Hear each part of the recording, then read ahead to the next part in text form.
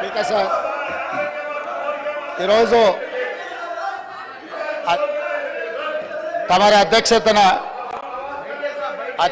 అత్యంత కీలకమైన ప్రకటన చేయాలని రాష్ట్ర ప్రభుత్వం భావిస్తున్నది. కొన్ని దశాబ్దాల నుంచి మాదిగ ఉపకులాలకు సంబంధించిన లక్షలాది మంది యువకులు ఎస్సీ రిజర్వేషన్లలో ఏబిసిడి వర్గీకరణ కోసం వాళ్ళు పోరాటాలు చేస్తున్నారు.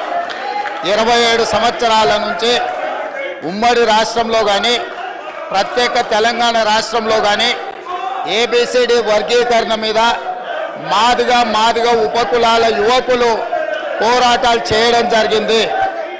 వారి పోరాటాల ఫలితం ఒకనాడు ఇదే శాసనసభలో మాదిగ ఉపకులాల వర్గీకరణ కోసం వాయిదా తీర్మానం ఇస్తే నాతో పాటు ఆనాటి శాసనసభ్యుడు సంపత్ కుమార్ను కూడా ఈ సభ నుంచి బహిష్కరించడం జరిగింది.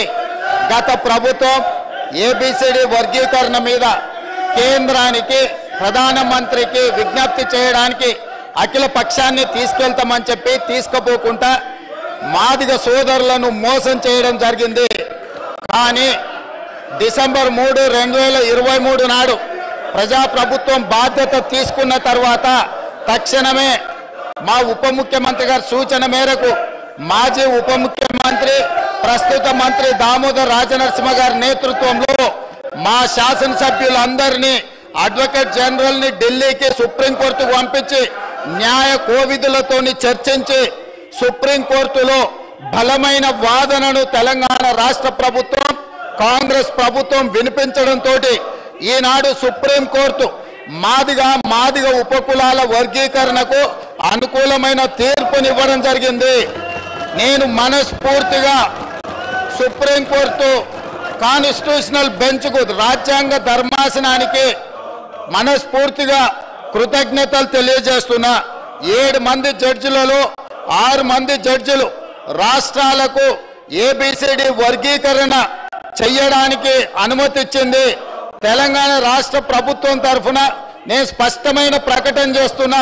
దేశంలోనే అందరికంటే ముందు బాగానే నిలబడి తెలంగాణ రాష్ట్ర ప్రభుత్వం ఏబిసిడి వర్గీకరణ అమలు చేసే బాధ్యత మా మిత్రులు మా మంత్రివర్గ సహచరులు మేము అందరం తీసుకుంటాం. అవసరమైతే ఇప్పుడు ఇచ్చిన ఉద్యోగ నోటిఫికేషన్లలో కూడా వర్గీకరణను అమలు చేయడానికి అవసరమైతే ఆర్డినెన్స్ తీసుకొచ్చి మాదిగ సోదరులకు న్యాయం చేసే బాధ్యత మేము తీసుకుంటాము. కాబట్టి ఈరోజు ఈ సభ అందరూ కూడా ఈ అంశం మీద ఏకాభిప్రాయానికి వచ్చి మాదిగ ఉపకులాల వర్గీకరణకు సంపూర్ణంగా సహకరించాల్సిందిగా రాష్ట్ర ప్రభుత్వం తరఫున నేను విజ్ఞప్తి చేస్తున్నా. అధ్యక్ష,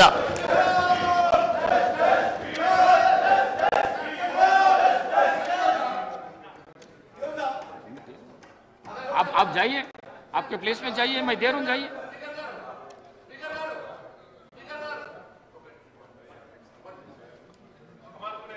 मैं आपको दिए तो आप बैठ गए. आप बात करो, अकबर साहब आप बात करो. महेश्वर रेड्डी गारू 1 मिनट वार माट दे दे सर, दे दे. अच्छा మాట్లాడు. ధన్యవాదాలు స్పీకర్ గారు. ఇప్పుడే సుప్రీంకోర్టు ఇచ్చినటువంటి తీర్పు ఎస్సీ ఎస్టీ వర్గీకరణకు అవసరమైనటువంటి సుప్రీంకోర్టు